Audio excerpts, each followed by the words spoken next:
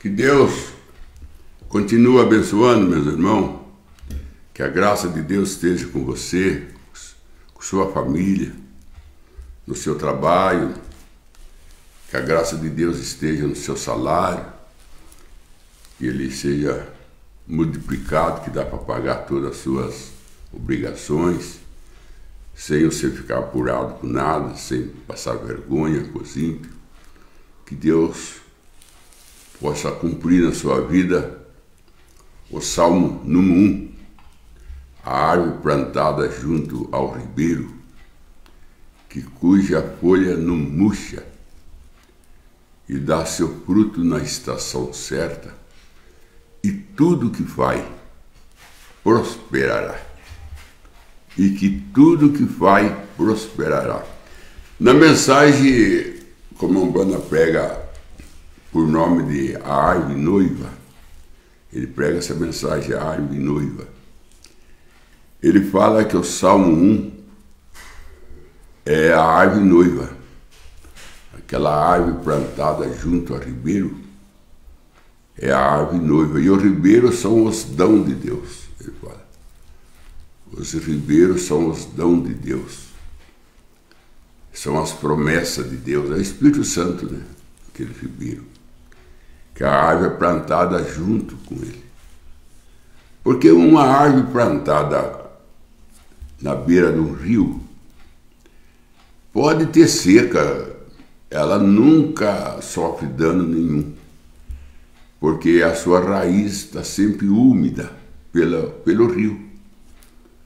A raiz dela está sempre úmida pelo rio. Então ela não depende de chuva. Porque é a raiz que tem que ser úmida. Como ela está plantada à beira-rio, ela está sempre verde. E aí que é nós. E nós não sofremos dano algum com o que acontece no mundo, porque a nossa raiz sempre está úmida com o Espírito Santo. Então aí nós temos esse privilégio de a folha não murcha. Aí o Umbanda, ele ajuda nós dizendo assim, a folha na árvore, ela fala de companheirismo. A folha fala de companheirismo.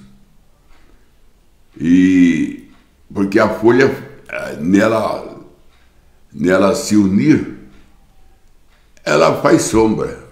Para ela ter sombra, tem que ter a união das folhas. E também para os passos se abrigar nela e aninhar nela, vai depender da união das folhas. Então a folha somos nós, cada um de nós é uma folha.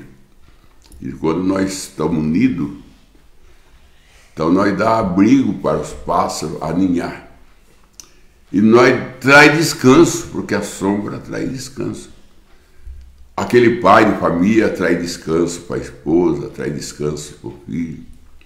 A esposa traz descanso para o lar. Não é uma coisa boa você trazer descanso, em vez de você trazer tormenta, em vez de você estar no lar, agitação, sustar o lar, sustar filho, sustar a esposa, ou o esposo vive assustado com a esposa. Mas quando você é uma folha, você traz descanso. Descanso para a família, descanso para o patrão, descanso para o empregado. Cadê Boaz? Trazia descanso para os seus empregados. Quando Boaz chegava no campo, ele falava assim, paz seja contigo, falava para os empregados. E os empregados falavam, Deus seja contigo, patrão. Que coisa bonita, né? Que exemplo bonito do patrão com o empregado. Sendo que é difícil. Hoje em dia, em maior parte, o patrão nem cumprimenta o empregado nem cumprimenta o patrão. É uma coisa até estranha, fica até estranho se ver o patrão com o empregado ter assim uma certa liberdade. E sendo que Boaz deu um exemplo, ele era fazendeiro, ele chegava para ver a sua lavoura, ele falava para o seu empregado: paz seja convosco. A maneira dele cumprimentar o empregado era essa: paz seja convosco. E o empregado respondia: que Deus seja contigo, patrão. Isso é um exemplo bíblico que mostra para nós o bom tratamento que um tem que ter com o outro. Não importa que é patrão, não importa que é empregado. O tratamento bom não pode faltar. O tratamento bom não pode faltar. Aí Boaz, ele falou para o chefe do cefeiro, que aponta para o profeta, falou assim: quando a Ruth tiver sede, ou quando ela for descansar, e que ela descansa, que ela toma água junto com as nossas moças. Não deixa ela sozinha, não. O que Deus quer é ver nós unidos. Deus tem prazer de unir nós, de ver nós num só companheirismo. Que aqui na terra é difícil nós ter isso, por causa desse empiamento de espírito de demônio que existe. E trabalha dia e noite para esparramar nós, até colocar um contra o outro, colocar a esposa contra marido, filho contra pai. É o trabalho satânico. Mas o trabalho de Deus não é esse. O trabalho de Deus é colocar nós unidos como a árvore noiva, cheio de folha, com o vento se sacode, apontando para avivamento. O vento é o Espírito Santo, que bate naquelas folhas e ela dança. Aquilo ali ela está dançando, ela está alegre quando o vento bate nela. Esse é o cristão. Cristão é um povo alegre. Cristão não é um povo revoltado, um povo que sempre está queixando. O cristão é um povo alegre. Por que Jesus pergunta para os dois no caminho de Emaús: por que vocês dois estão tristes? Então Jesus não gosta de ver nós tristes, porque tristeza traz doença. Isso é comprovado cientificamente, que tristeza traz doença. Tristeza é a mãe da doença. Uma vez que você está triste, você abre caminho para ter câncer, você abre caminho para ter depressão, você abre caminho para muita coisa ruim. Você abre caminho quando você tem tristeza. O José também perguntou para aqueles dois lá no cárcere: por que vocês dois estão tristes? Sempre tem essas perguntas. Também o rei Artaxerxes perguntou para Neemias: por que você está triste, Neemias? Então ele sempre se preocupava quando via a pessoa triste, porque ele sempre procurava ver a pessoa alegre, porque a alegria é sinal de prosperação. A alegria é um sinal de prosperação, um sinal que tudo vai bem. E tudo vai bem para o cristão, porque a mulher sunamita falou isso. Quando Eliseu perguntou: tudo vai bem contigo? Ela falou: tudo. E com seu marido também tudo vai bem. E com seu filho tudo vai bem também. Tudo ia bem.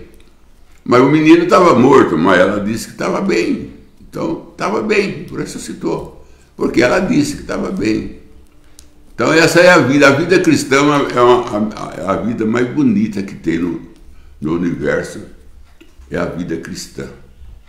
É a pessoa cristã é um lar cristão. É um pedaço do céu, vamos dizer assim.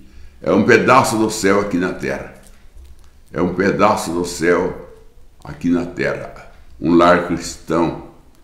Um lar onde tem oração, onde tem louvores, onde não tem palavrões, onde não tem nada de temperamentos descontrolados, desequilibrados, mas tudo vivendo em harmonia e compreendendo um ou outro com paciência, com tolerância, né? Como está no 1 Coríntios 13, o amor tudo suporta, tudo espera.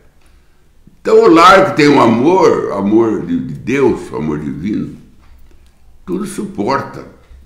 Um suporta o outro, um entende o outro, um procura acarmar o outro. Não atiçar mais para ter mais alvoroço, mas ser um balde de água que apaga a fogueira. Você sempre tem que ser um balde de água, que quando a fogueira quer aumentar, você apaga a fogueira e você traz paz. Porque Jesus veio dizendo, paz seja contigo. Então Jesus trouxe paz para nós. Agora ele disse, no mundo terei aflição. Lá no mundo, o mundo é de aflição. Mas para nós ele diz, paz seja convosco. Então a folha, ela aponta para o cristão. Que tudo unido faz sombra. Tudo unido traz abrigo para as aves aninhar.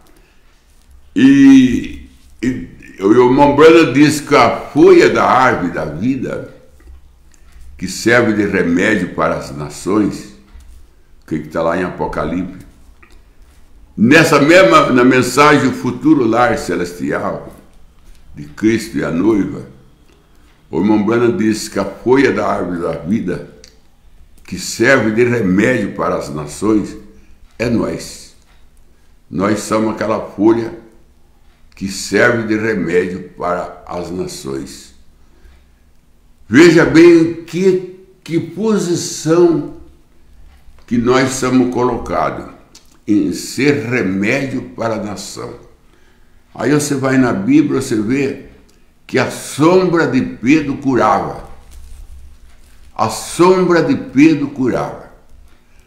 Agora você tem que viver uma vida consagrada a Deus, ao ponto que quando você chega num lugar, a sua presença traz paz, sua presença traz cura.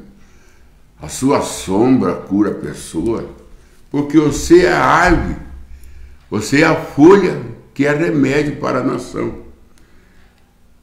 Agora, o que nós encontramos aqui em 1 Samuel, ele está falando assim, então, falou Samuel à casa de Israel. Samuel falando para a casa de Israel, dizendo, se com todo o vosso coração se converter ao Senhor, se de todo o vosso coração se converter ao Senhor, tirando de entre vós os deuses estranhos, e o Astarote, e preparai o vosso coração ao Senhor, e servi só Ele, servi só a Deus, dispensa todos esses outros meios que o homem arruma para socorrer a nação, que é tudo mentira.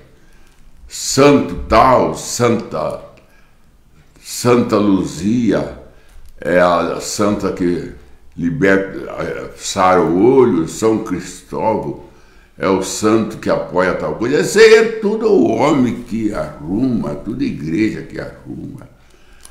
Aqui está escrito, servir só ao Senhor. E se vós servir só ao Senhor, eu vou até ler isso aqui de novo, para mostrar. E preparai o vosso coração ao Senhor e servir a Ele só. E vós livrará da mão dos filisteus. Se vocês só servir Ele, se converter de todo o coração, e só o Senhor servir, o Senhor te livra da mão do filisteu. A ovelha está na mão do inimigo, e o inimigo tira proveito de nós, porque nós estamos fora da mão de Deus, do controle de Deus. O que falta para nós? Conversão. Tem um lugar na Bíblia que fala assim: se verdadeiramente eu te converter, você está convertido. Se converter, consagração de vida, faz parte da vida cristã, vida consagrada, vida colocada no altar, vida no altar, vida no Calvário. Irmão Branham disse, a salvação começa no Calvário. Ele disse, nós temos que andar dentro do Calvário, viver dentro do Calvário. Então, o que acontece, irmão? Tem muita mistura. Tem muita mistura. A pessoa crê em Deus e no mesmo tempo está crendo num santo aqui, crê num santo lá. Diz que o homem fez Deus, diz que Deus fez o homem e o homem fez deuses. Deus fez o homem e o homem fez deuses. Nós não precisamos buscar socorro em outra fonte, porque para começar nem existe outra fonte a não ser o Senhor Jesus Cristo. Não existe. E Deus não se agrada de nós buscar outra fonte para socorro, a não ser Ele. Porque Ele disse, a minha glória eu não darei para ninguém. Ele disse, a minha glória eu não darei para ninguém. A glória só pertence ao Senhor Jesus Cristo. A Ele servir e a Ele adorar. Somente a Ele. Como disse aqui em 1 Samuel 7, se nós servir só ao Senhor, Ele nos livrará da mão dos filisteus. Mas é que nós quer servir o Senhor, mas nós quer servir outra coisa também. Parece que nós cremos que o Senhor Jesus Cristo não é suficiente. Quem fez o céu, a terra, tudo que há? Sozinho, não foi Ele que estendeu o sol, estendeu a água, o mar. Ele não precisou de ajuda de nenhum desses santos que se arruma por aí. Como que Ele vai precisar agora da ajuda desses santos para cuidar da humanidade? Isso aí é uma coisa que já era para ter sido resolvida pelo meio que o mundo recebeu de auxílio de escola, de faculdade, estudo. As pessoas se tornaram mais estudadas, frequentando mais escola. Eu creio que isso aí era para ajudar as pessoas a ver mais Deus, chegar mais perto de Deus. Mas parece que é o contrário. Quanto mais estuda, mais se afasta de Deus. Para mim era o contrário. Quanto mais se estudasse, mais ia ver Deus. Mas parece que quanto mais a pessoa estuda, mais longe fica de Deus. Mais distância de Deus. E Deus não é para nós distanciar dele. Deus é para nós se aproximar dele, viver na presença de Deus. Como o irmão Branham mesmo prega a mensagem, vivendo na sua presença. Vivendo na sua presença. Então esse é o lugar de nós viver, é na presença de Deus. E deixar Deus contemplar nós, e nós contemplar Deus. Então, irmão, falando da árvore noiva, Salmo 1, que a folha é companheirismo do pai com os filhos, companheirismo da esposa com o esposo, companheirismo no lar, são folhas, isso traz descanso. Qual é a família que está descansada? Aquela família que é unida. Qual é a família que está em alvoroço, que está assustada? É a família que não tem união. É a família que um fala uma coisa, outro fala outra, vira um lar babilônico. Um lar babilônico.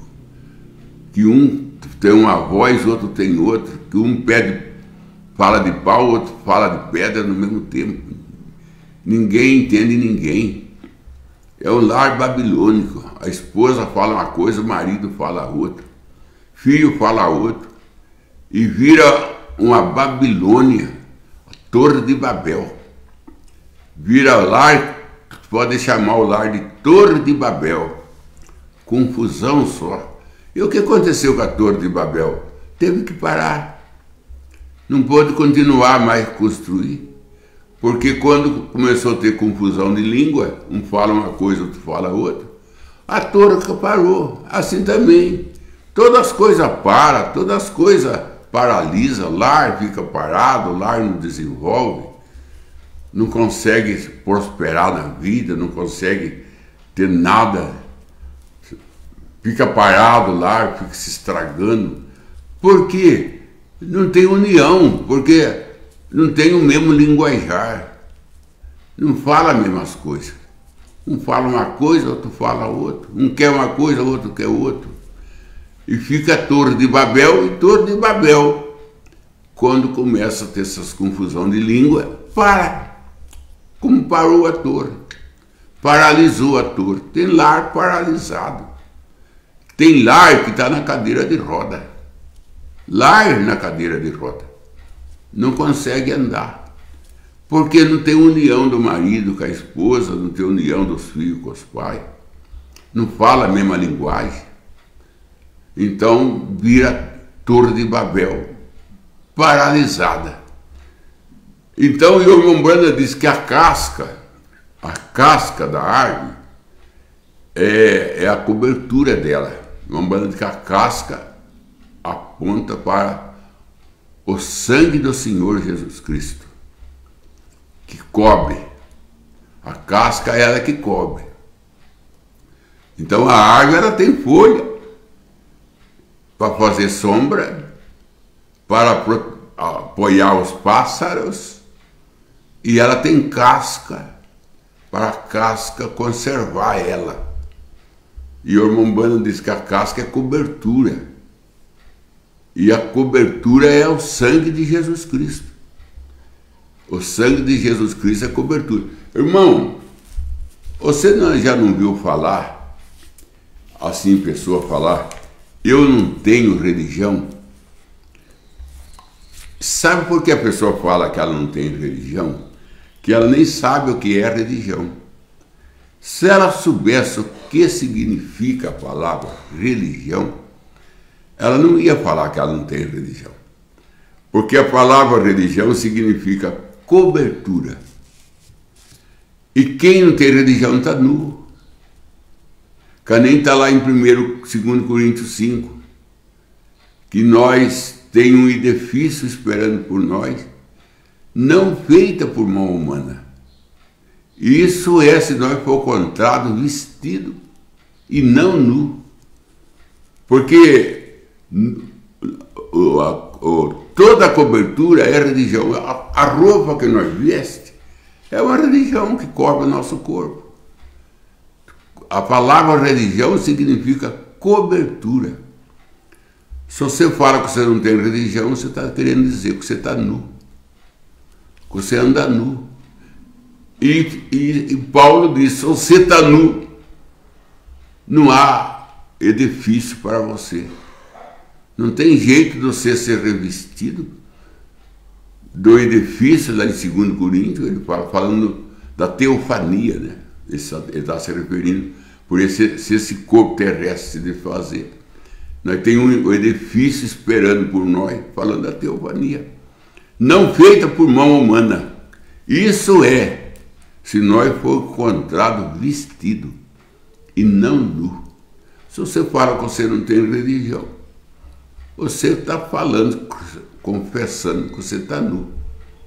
Agora nós estamos vestidos com o sangue de Cristo. A nossa vestimenta é o sangue do Senhor Jesus Cristo que cobre nós. O irmão Branham, bem claro, ele fala isso. Quando ele diz, fala daquelas duas aves, duas pombas, que era levado ao sacerdote, e ele cortava o pescoço de uma e derramava o sangue dela em cima da outra, da viva. Depois ele soltava a pomba viva e ela saía banhada do sangue daquela que morreu. Não derramava o sangue dela na terra, derramava em cima da outra. E a outra saía batendo asa, expingindo o sangue e cantando: Santo, Santo, Santo é o Senhor dos exércitos. A terra está cheia da tua glória. Isaías 6. Branham diz que aquele é o cântico da noiva banhada com o sangue de Cristo, porque nós carregamos o sangue de Cristo. Nós estamos banhados com o sangue de Cristo, porque nós é a árvore que Deus matou Jesus, derramou seu sangue em cima de nós. E nós sai cantando: Santo, Santo, Santo é o Senhor dos exércitos. A terra está cheia da sua glória. A terra está cheia da tua glória. Tá mesmo. A lua, as estrelas, são tudo glória de Deus. A terra está cheia da glória de Deus. Nós sai cantando isso.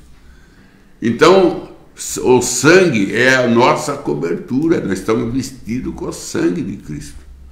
Por isso, com o anjo da morte, não podia entrar na casa dos israelitas que tinham sangue no umbral da porta. O anjo da morte não entrava.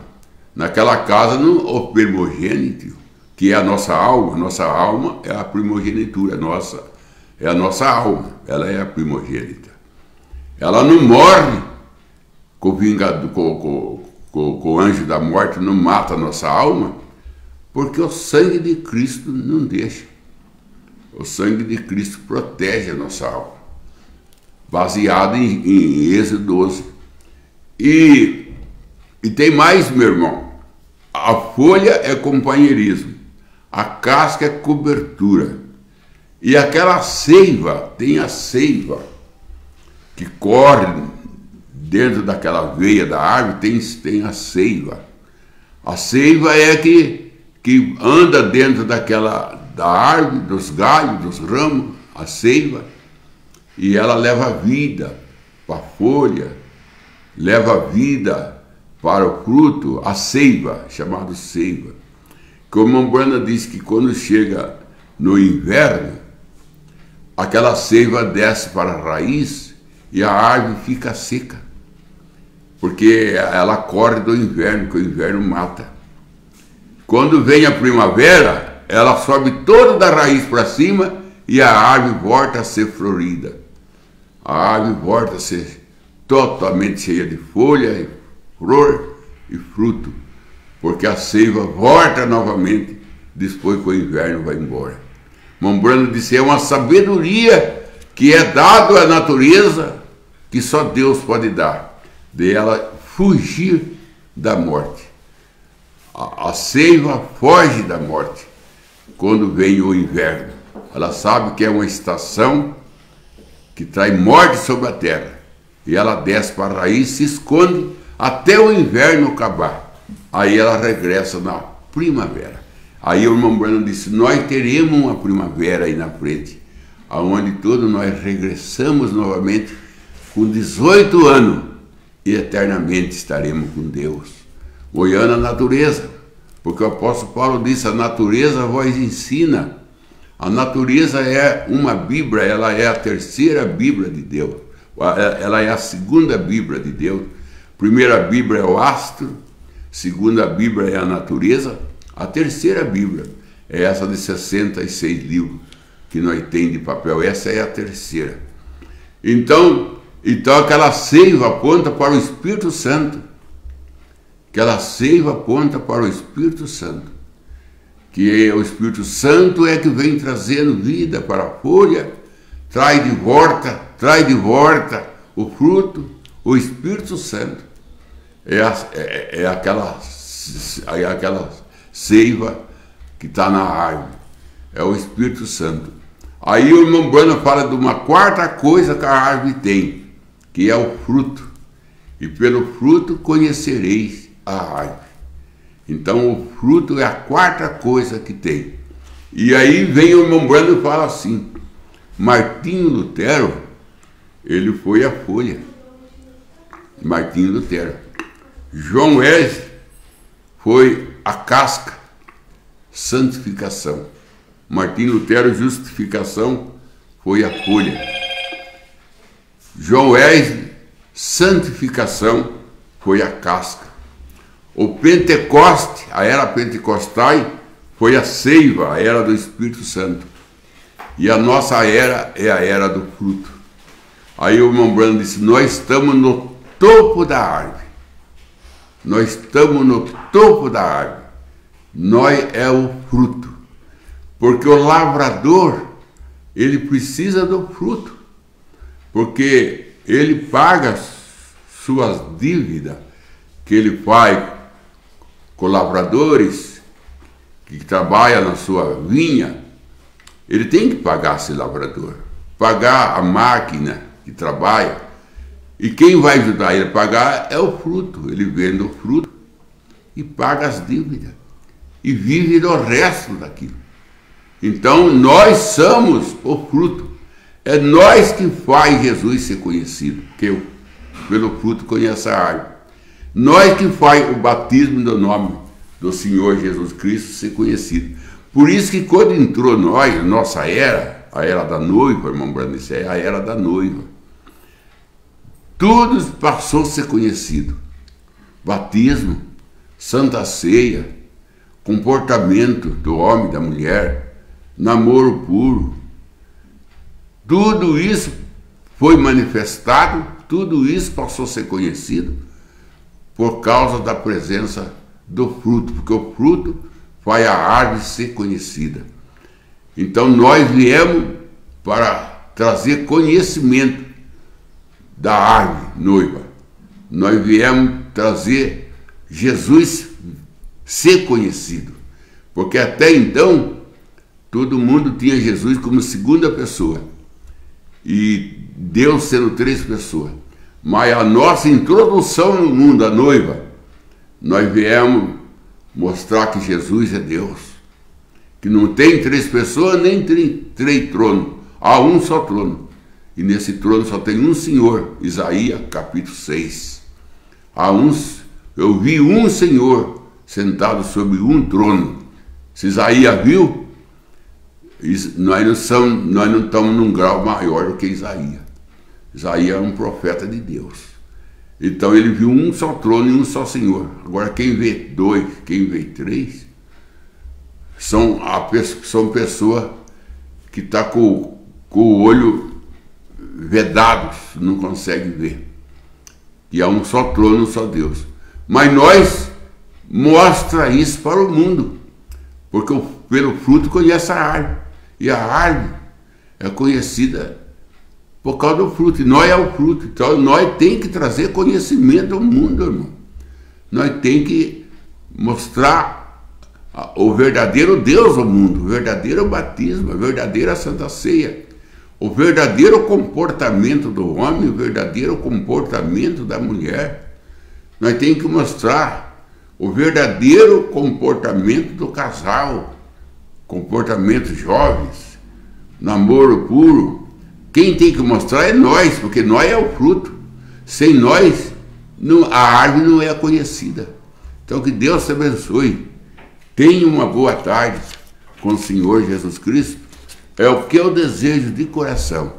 Que tu vive em harmonia com Deus. Vive em harmonia com Deus. Não se agita com nada porque não resolve. Simplesmente espera em Deus. Descansa em Deus. E Deus proverá tudo para você o que tem que ser provido. Como disse Abraão a Isaac. Quando ele pergunta, aqui está o cortelo e aqui está a lenha, pai. E aqui está o fogo. Tem três coisas: fogo, Lenha e o Cortella. Martinho Lutero, Wesley e Pentecoste. Fogo, Pentecoste. Cortella, Martinho Lutero. Lenha, Wesley. Falta uma coisa, pai. Falta o Cordeiro. Deus proverá. Aí entra a nossa era. Nossa era é Deus proverá. Deus proverá. É a era do Cordeiro. É a era do Cordeiro. Deus proverá. Então, Deus te abençoe. Tem alguma pergunta? Tem uma pergunta da tarde. Começando por irmão Éder Inácio. Ele perguntou: o profeta nos ensina que toda a igreja tem 3 classes de crente, as virginésia e as prudentes, está na mesma classe? Ele diz que toda a igreja tem 3 classes de crente, irmão. Isso aí ele fala, ele prega mensagem com esse nome, né? Há 3 classes de crente. Ele diz que em toda a congregação tem 3 classes de crente. Tem o crente genuíno, tem o crente fabricado e tem o crente híbrido.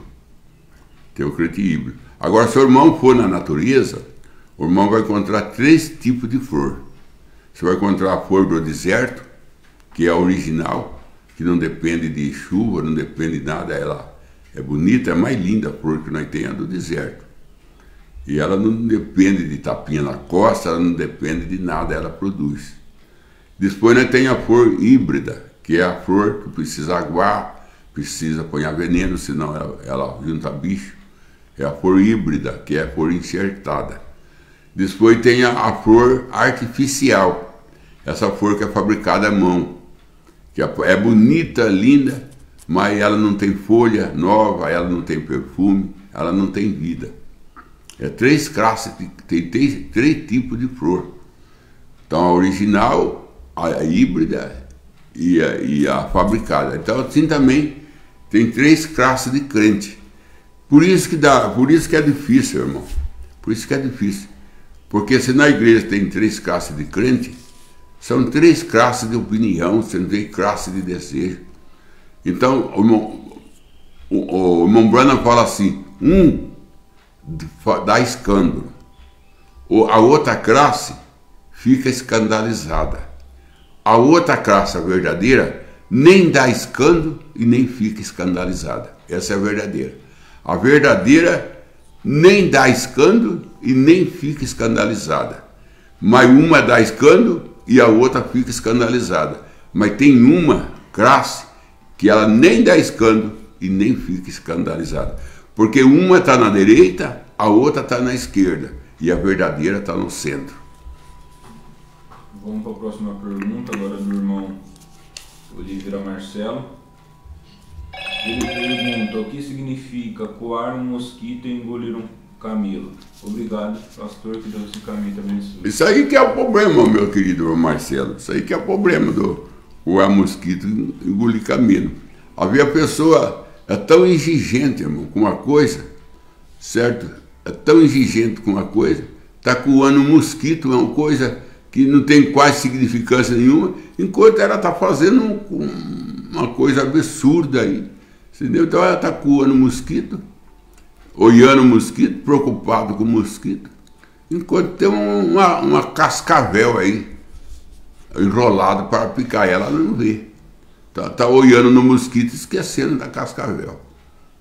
Então fica implicando com coisinha aqui, coisinha lá, enquanto com coisa grande aí que devia tomar uma providência, não toma. Você entendeu? Que nem aquela mulher. Ela estava na porta da casa dela e o marido dela estava desenrolando a corda estava cheia de nó e ele estava no quintal tirando os nós da corda. E atrás dele, o filho dele também, com a corda na mão, estava se enforcando com a corda. Aí a mulher dele falou assim: ô homem, você está tão preocupado com os nós da corda e não vê seu filho morrendo, enforcado atrás de você? Esse é o problema. Esse é o problema. Então a pessoa fica coando mosquito, coisinha pequena, e fica implicada com ela, e coisa grande aí que a pessoa devia segurar, não devia deixar passar, deixa passar. Então coa mosquito e engole camelo. Você entendeu? A coisa pequena ele se implica. Coisa grande ele deixa passar, que não devia deixar passar. Então, o negócio é não deixar passar nada, né, irmão? Nem o mosquito nem o camelo. Tudo tem que ser peneirado. Tudo tem que ser peneirado. Nem o mosquito e nem o camelo deve passar. Quem tem que passar é o Espírito Santo. Ele é o único que nós dá passagem para ele. Que Deus te abençoe. Vamos para o estudo de oração então da tarde. João William pede oração a seu favor por mais sabedoria à sua família. Rivelino de Oliveira pede mais do Espírito Santo em sua vida. Jean Salles por uma experiência que teve. Benedita Nites pede oração a seu favor e família. O irmão William Pinheiro pede oração a sua família e seu lar. E o irmão Oliveira Marcelo, mais do Espírito Santo, pede oração aos seus queridos irmãos na fé e oração ao seu pastor Verbo Cordeiro e sua família. Senhor Deus, pastor Verbo, aquele grande guerreiro, dá saúde, dá força para ele, Senhor.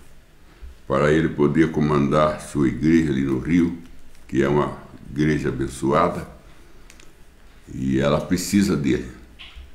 Não somente o pastor Verbo, mas muitos pastores, às vezes está doente, e a igreja precisa daquela liderança. Que o Senhor dá saúde para os pastores, para suas esposas que o ajudam, seus filhos, que o Senhor estabelece, Senhor, a tua paz dentro da vida do nosso lar. Se tiver alguém internado, que o Senhor vai no hospital e dá uma harta para ele voltar para casa, para a família se completar, a família ficar mais alegre, porque a família se entristece quando alguém está doente. Então que o Senhor cura os enfermos, para que a família se sente mais confortável, Senhor. Aquele que está desempregado, abre uma porta de emprego para ele. Aquele que está desorientado, não sabe que rumo tomar na vida, que o Senhor dá uma direção para ele, Senhor. Aquele que está, Senhor, em dúvida na fé, que o Senhor faça com que a fé dos apóstolos, a fé de Jesus Cristo, seja posta dentro do seu coração. Derrama amor no coração dos teus filhos, Senhor, para que nós podemos perdoar, para nós poder amar, para nós poder valorizar o que o Senhor faz por nós. Eu entrego na tua mão cada ouvinte para o teu cuidado, Senhor, que o Senhor é o verdadeiro cuidador. Então cuida da tua lavoura, Senhor, e nós somos a tua lavoura, e o Senhor é o nosso agricultor. Cuida de nós. Essa barriga que não se afirma também da Tinha, que o Senhor, a partir desse momento, o Senhor ponha ponto final nessa desastre da barriga. O Senhor põe um ponto final, Senhor, nesse desequilíbrio, e equilibra isso, Pai, em nome do Senhor Jesus Cristo. Abençoa as igrejas da mensagem, abençoa os pastores, enriquece eles da tua presença, enriquece a sua igreja, que seja uma igreja de fruto, que a igreja que está na copa, a igreja que está fazendo a árvore ser conhecida. Em nome de Jesus Cristo. Amém, Senhor. Amém.